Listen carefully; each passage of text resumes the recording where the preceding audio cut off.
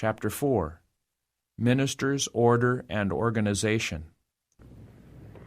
Some ministers have fallen into the error that they cannot have liberty in speaking unless they raise their voices to a high pitch and talk loud and fast. Such should understand that noise and loud, hurried speaking are not evidence of the presence of the power of God. It is not the power of the voice that makes the lasting impression. Ministers should be Bible students, and should thoroughly furnish themselves with the reasons of our faith and hope, and then, with full control of the voice and feelings, they should present these in such a manner that the people can calmly weigh them and decide upon the evidences given. And as ministers feel the force of the arguments which they present in the form of solemn, testing truth, they will have zeal and earnestness according to knowledge. The Spirit of God will sanctify to their own souls the truths which they present to others, and they will be watered themselves while they water others. I saw that some of our ministers do not understand how to preserve their strength, so as to be able to perform the greatest amount of labor without exhaustion. Ministers should not pray so loud and long as to exhaust their strength. It is not necessary to weary the throat and lungs in prayer. God's ear is ever open to hear the heartfelt petitions of His humble servants, and He does not require them to wear out the organs of speech in addressing Him.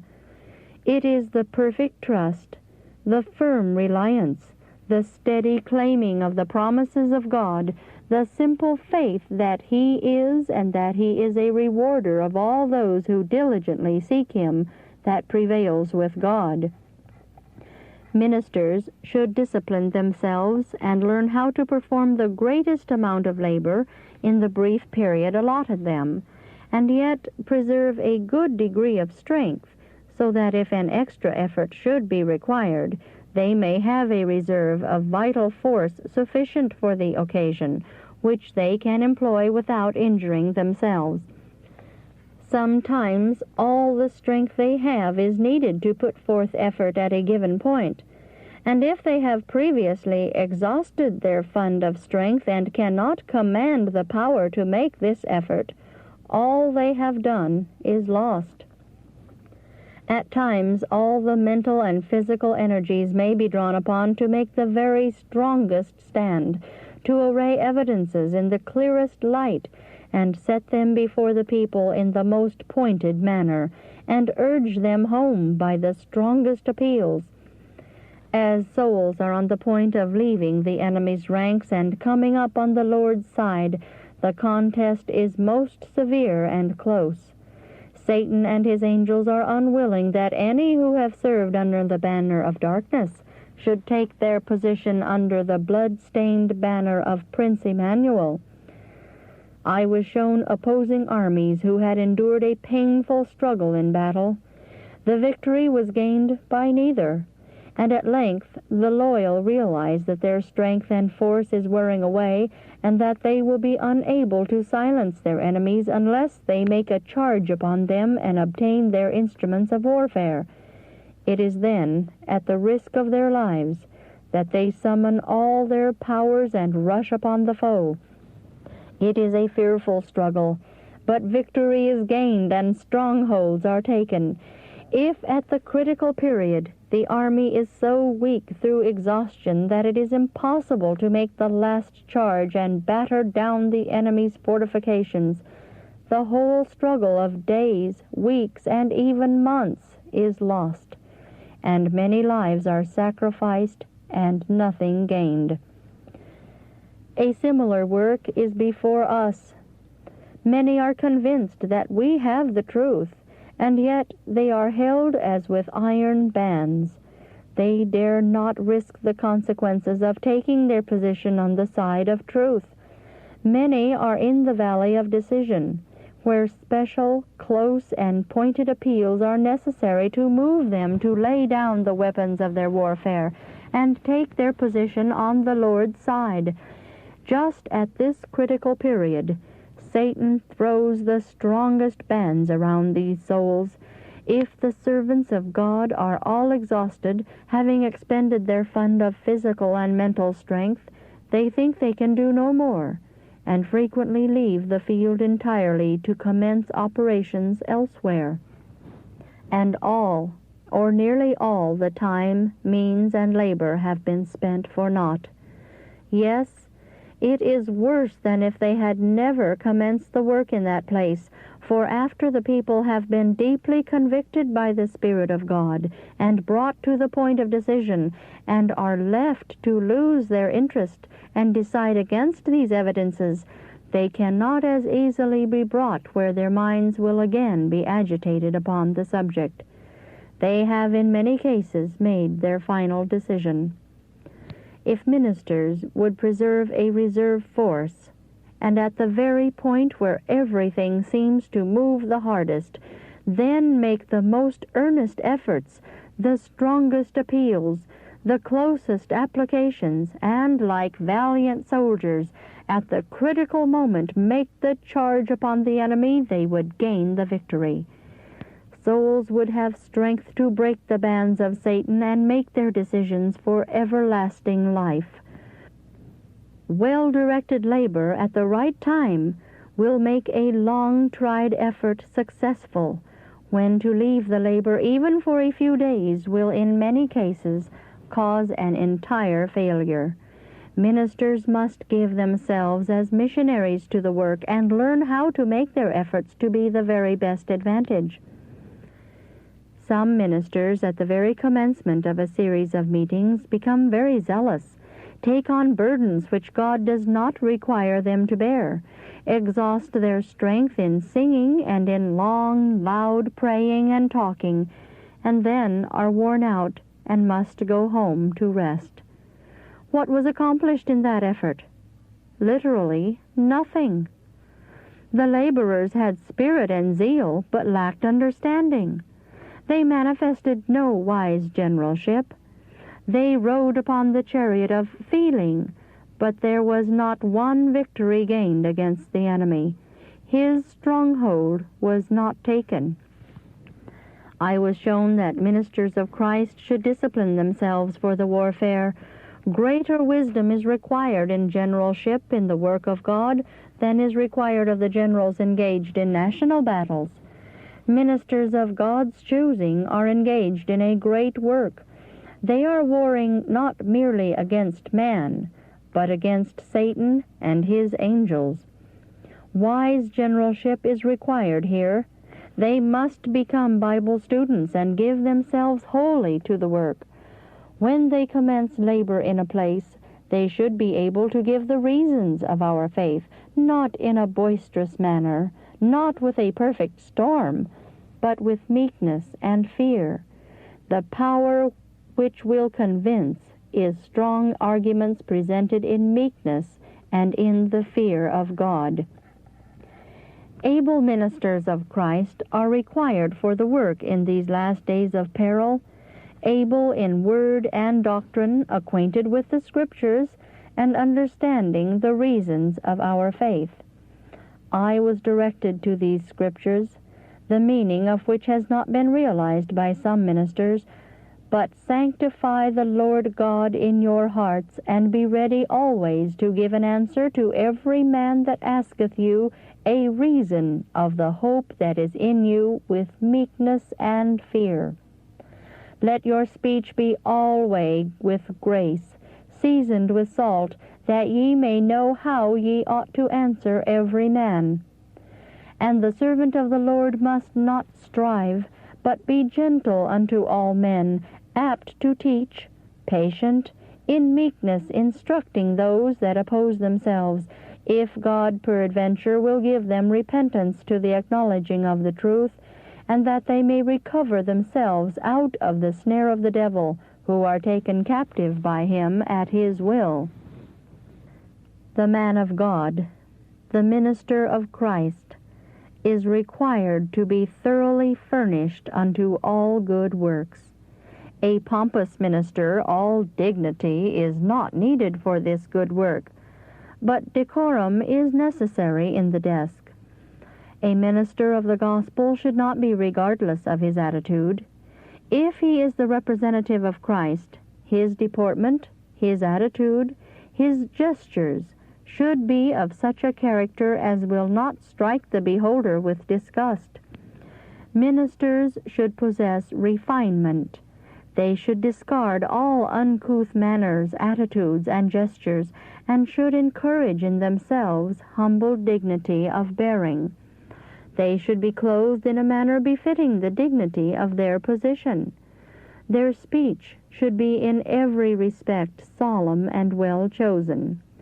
I was shown that it is wrong to make coarse, irreverent expressions, relate anecdotes to amuse, or present comic illustrations to create a laugh.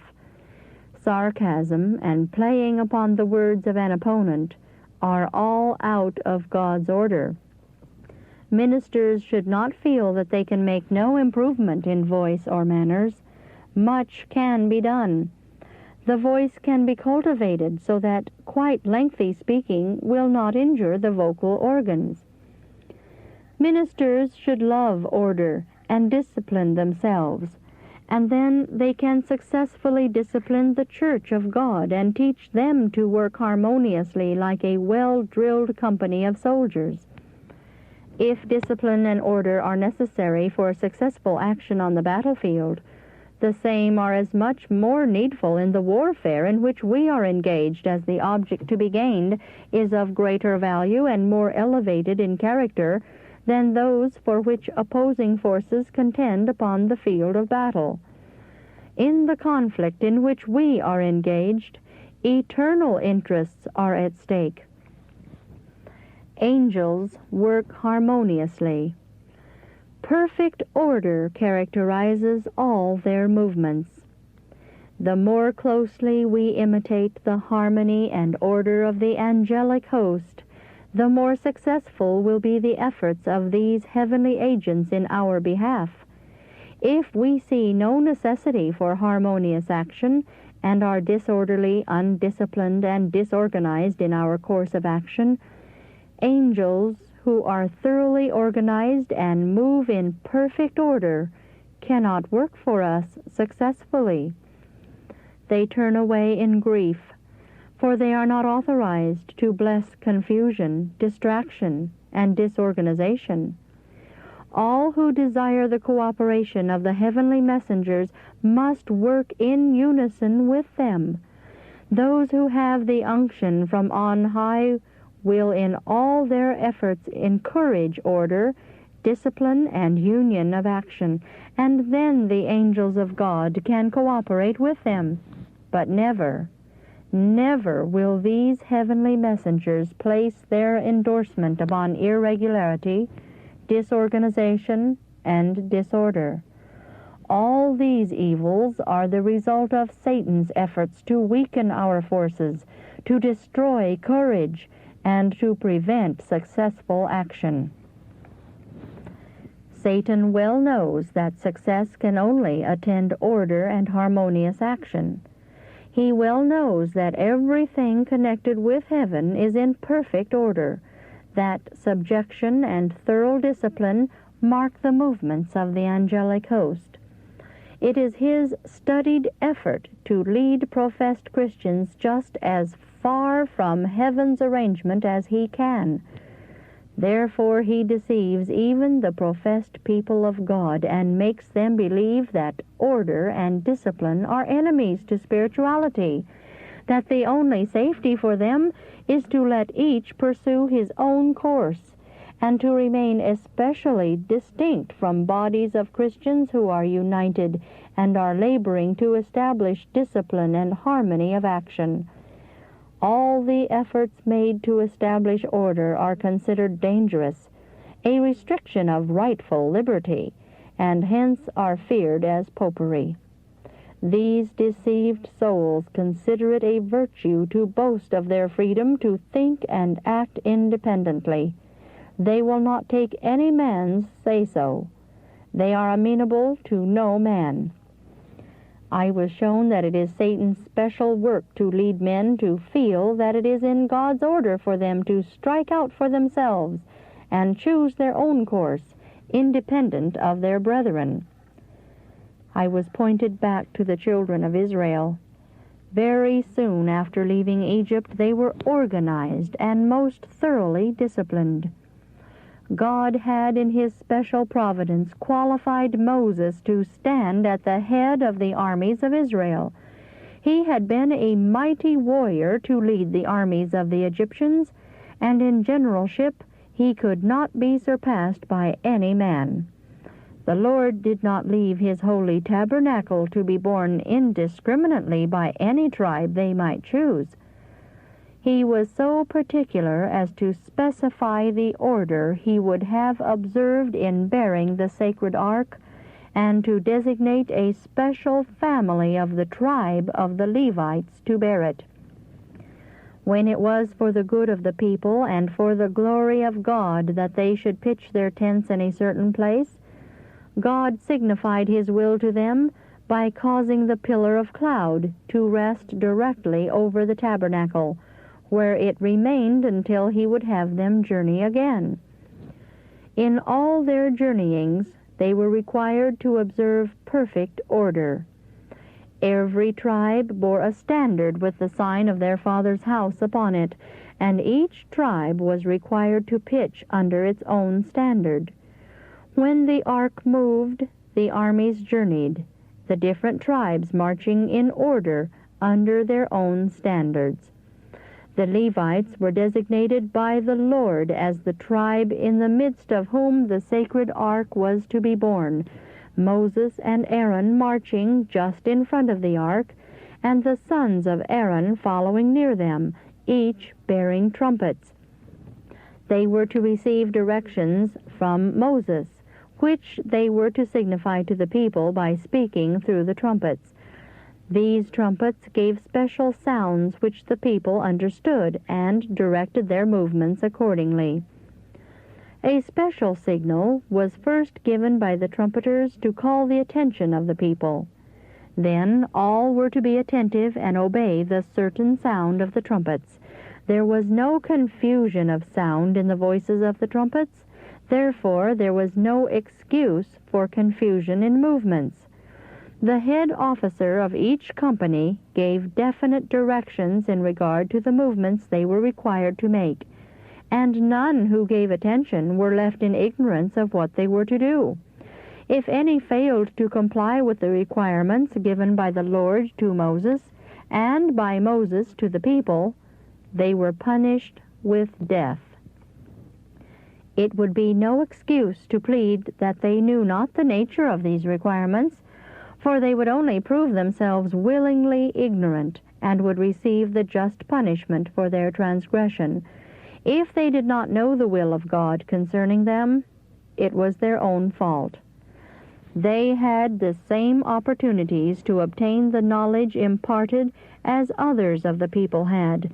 Therefore, their sin in not knowing, not understanding, was as great in the sight of God as if they had heard and then transgressed.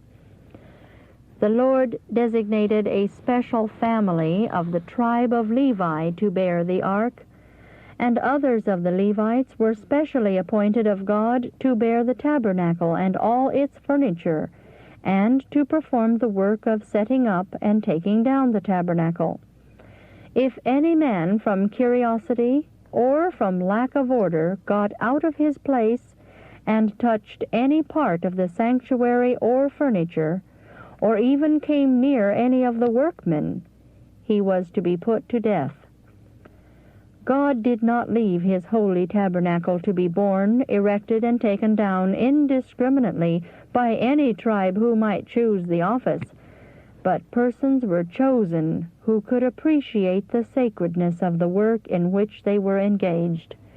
These men, appointed of God, were directed to impress upon the people the special sacredness of the ark and all that appertained thereunto, lest they should look upon these things without realizing their holiness, and should be cut off from Israel. All things pertaining to the most holy place were to be looked upon with reverence. The travels of the children of Israel are faithfully described, the deliverance which the Lord wrought for them, their perfect organization and special order, their sin in murmuring against Moses and thus against God, their transgressions, their rebellions, their punishments, their carcasses strewn in the wilderness because of their unwillingness to submit to God's wise arrangements. This faithful picture is hung up before us as a warning lest we follow their example of disobedience and fall like them. But with many of them God was not well pleased, for they were overthrown in the wilderness. Now these things were our examples, to the intent we should not lust after evil things as they also lusted, neither be ye idolaters, as were some of them. As it is written, the people sat down to eat and drink, and rose up to play. Neither let us commit fornication, as some of them committed, and fell in one day 23,000. Neither let us tempt Christ, as some of them also tempted, and were destroyed of serpents. Neither murmur ye, as some of them also murmured, and were destroyed of the destroyer. Now all these things happened unto them for ensamples, and they are written for our admonition, upon whom the ends of the world are come. Wherefore let him that thinketh he standeth take heed lest he fall. Has God changed from a God of order? No. He is the same in the present dispensation as in the former. Paul says, God is not the author of confusion, but of peace. He is as particular now as then, and he designs that we should learn lessons of order and organization from the perfect order instituted in the days of Moses for the benefit of the children of Israel.